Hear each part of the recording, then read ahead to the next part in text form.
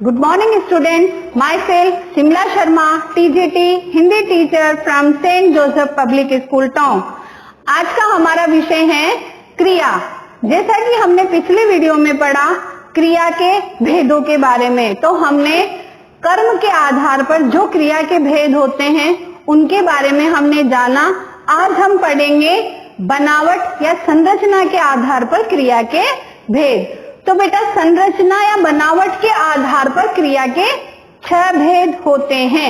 सबसे पहला भेद है सामान्य क्रिया, संयुक्त क्रिया, प्रेरणार्थक क्रिया, नाम धातु क्रिया, कृदंत क्रिया और पूर्वकालिक क्रिया। ये 6 भेद होते हैं संरचना और बनावट के आधार पर। और कर्म के आधार पर मैंने आपको 2 भेद बताए थे, अकर्मक और सकर्मक। अब चलिए इनको विस्तार से जानते हैं, इनको डिटेल में समझते हैं। तो सबसे पहले हम पढ़ेंगे सामान्य क्रिया कि सामान्य क्रिया क्या होती है, सामान्य क्रिया किसे कहते हैं। देखो, ऐसे सेंटेंस जिनमें एक ही क्रियापद का प्रयोग किया जाए, यानी ऐसे वाक्य, ऐसे सेंटेंस जिनमें एक ही क्रिया हो। एक और चीज इंपॉर्टेंट देखो इधर कि सभी सकर्मक और अकर्मक क्रियाएं सामान्य क्रिया में ही आती है। यानी बेटा चाहे सेंटेंस सकर्मक क्रिया का हो चाहे वो अकर्मक क्रिया का हो, वो सभी क्रियाएं सामान्य क्रियाओं के अंतर्गत ही आती है।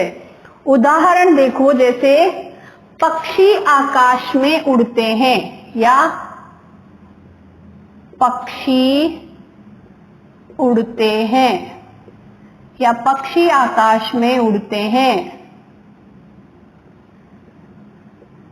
ठीक है, कैसे भी हम सेंटेंस लिखेंगे क्रिया हमारी एक ही है, वो है उड़ना। आई बात समझ में? क्या है हमारी क्रिया? उड़ना। अब जैसे एक सेंटेंस देखो और कि तुम चलो, तुम चलो, ये भी क्या है? सामान्य क्रिया का ही उदाहरण है।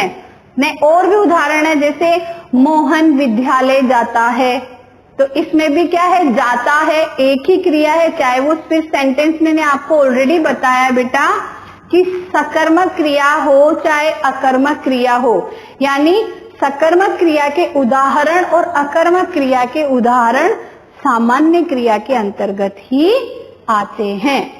क्लियर? अब है हमारा नेक्स्ट पॉइंट है संयुक्त क्रिया। अब संयुक्त क्रिया किसे कहेंगे? देखो बेटा कि जो क्रिया 2 या 2 से अधिक धातुओं के मेल से बनती है। धातुएं मैंने आपको समझाया था, बताया था, आपको अच्छे से समझाया था कि क्रिया का मूल रूप धातु कहलाता है। ओके, तो क्या है कि जो क्रिया 2 या 2 से अधिक धातुओं के मेल से बनती है उसे कहते हैं हम संयुक्त क्रिया। ठीक है, अब इसको देखो उदाहरण से समझो।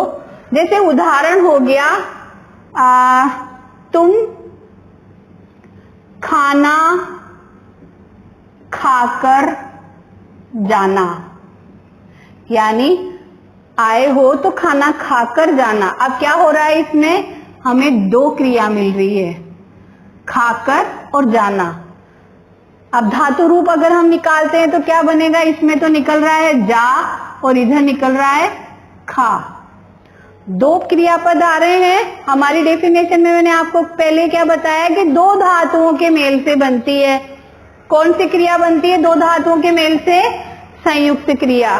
तो समझ में आ रहा है, यानी एक ही साथ जब 2 क्रियापद प्रयोग में लिए जाते हैं वहां पर होती है संयुक्त क्रिया। अब देखो इसमें मुख्य क्रिया के साथ, मुख्य क्रिया क्या है इसमें? खाकर। मुख्य क्रिया क्या है? खाकर। और जा क्या है? सहायक क्रिया, यानी जाना क्या है? सहायक क्रिया। आई बात समझ में? अब जब भी कभी भी अब ये सहायक क्रिया जब मुख्य क्रिया के साथ आती है तो ये क्या करती है?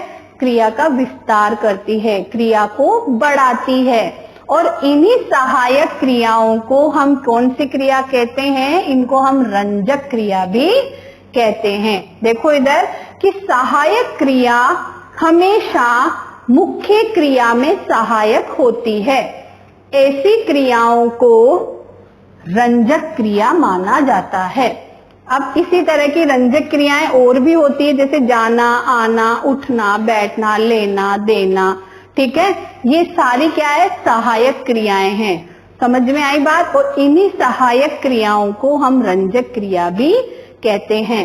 एक उदाहरण और देखो इधर, जैसे मुझे बुलाया जा रहा है, ठीक है, मुझे बुलाया जा रहा है। अब इसमें मुख्य क्रिया तो क्या है? जा। मुख्य क्रिया क्या है? जा।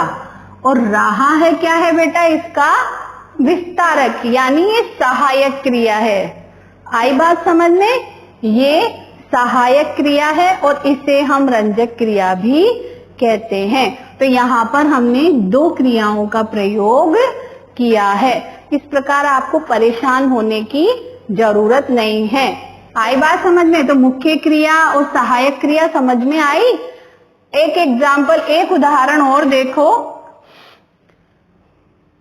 कल अतिथि यानी कि मेहमान चले जाएंगे, कल मेहमान चले जाएंगे।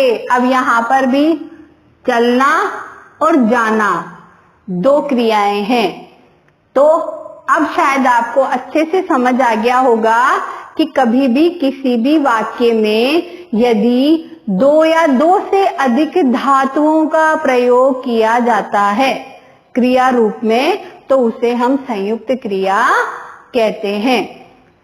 हमेशा मुख्य क्रिया के रूप साथ में सहायक क्रियाओं का प्रयोग किया जाता है और उन्हीं सहायक क्रियाओं को रंजक क्रिया भी कहते हैं। ठीक है, अब आगे आते हैं प्रेरणार्थक क्रिया। कि प्रेरणार्थक क्रिया, जैसा कि इसके नाम से पता चल रहा है कि किसी को काम करने के लिए प्रेरित करना। समझ आई बात? कि प्रेरणा का अर्थ है प्रेरित करना, किसी को काम करने के लिए प्रोत्साहित करना, उसको प्रेरणा देना। ठीक है, तो एक इसकी डेफिनेशन सो इजी कि क्रिया के जिस रूप से कर्ता स्वयं कार्य न करके किसी को कार्य करने की प्रेरणा देता है, उसे कहते हैं हम प्रेरणार्थक क्रिया। आई बात समझ में? प्रेरणार्थक क्रिया के दो भेद होते हैं बेटा, एक होता है प्रथम प्रेरणार्थक क्रिया और दूसरा होता है द्वितीय प्रेरणार्थक क्रिया। अब प्रथम और द्वितीय, वैसे सिंपल अगर हम पढ़ें तो दोनों प्रथम प्रेरणार्थक हो चाहे द्वितीय प्रेरणार्थक हो, कार्य करने की प्रेरणा हम देते हैं, किसी को बताते हैं कि ये काम कैसे करना है। और कभी कभी क्या होता है कि स्वयं खुद के द्वारा भी कार्य किए जाते हैं। तो इसी के आधार पर हमने इसके दो भेद जाने, प्रथम प्रेरणार्थक और द्वितीय प्रेरणार्थक। अब इनको भी हम विस्तार से समझते हैं कि प्रथम क्या होता है और द्वितीय क्या होता है। देखो बेटा, प्रथम प्रेरणार्थक क्रिया का मतलब होता है कि इसमें कर्ता स्वयं किसी कार्य में शामिल होता है, स्वयं उस कार्य को करने की प्रेरणा देता है, उसे कहते हैं हम प्रथम प्रेरणार्थक क्रिया। यानी कर्ता स्वयं उस कार्य में शामिल रहता है। जैसे दादी किसको पढ़ाती है? दादी सीता को पढ़ाती है, दादी सीता को पढ़ाती है, यानी दादी खुद सब्जेक्ट है और वो इन्वॉल्व हो रही है, वो खुद कार्य करने की प्रेरणा दे रही है उस गुड़िया को जिसको भी वो पढ़ा रही है। ठीक है, तो इसी प्रकार जैसे जोकर दर्शकों को हंसाता है, जोकर दर्शकों को हंसाता है, तो हंसा रहा है कौन? जोकर। तो जोकर खुद उसमें इन्वॉल्व हो रहा है, उसमें खुद उस हंस के दूसरों को हंसने की प्रेरणा देता है। तो प्रथम प्रेरणार्थक में क्या होता है बेटा कि सब्जेक्ट जो होता है खुद उसमें कार्य को करने के अंतर्गत खुद शामिल रहता है, शामिल होकर कार्य करने की प्रेरणा देता है। तो ऐसे सेंटेंस कहलाते हैं प्रथम प्रेरणार्थक क्रिया। दूसरा है द्वितीय प्रेरणार्थक क्रिया। अब इसमें क्या होता है कि कर्ता खुद उसमें शामिल ना होकर के किसी को काम करने के लिए प्रेरित करता है, प्रेरणा देता है, उसे कहते हैं हम द्वितीय प्रेरणार्थक क्रिया। समझ में आया? अब इसमें कैसे प्रेरणार्थक देंगे? जैसे मालिक नौकर से झाड़ू लगवाता है, ठीक है, पिताजी नौकर से काम करवाते हैं, माँ धोबी से कपड़े धुलवाती है। समझ में आई बात? तो ऐसे काम जिसमें कर्ता खुद शामिल ना होकर के किसी को कार्य करने की प्रेरणा देता है।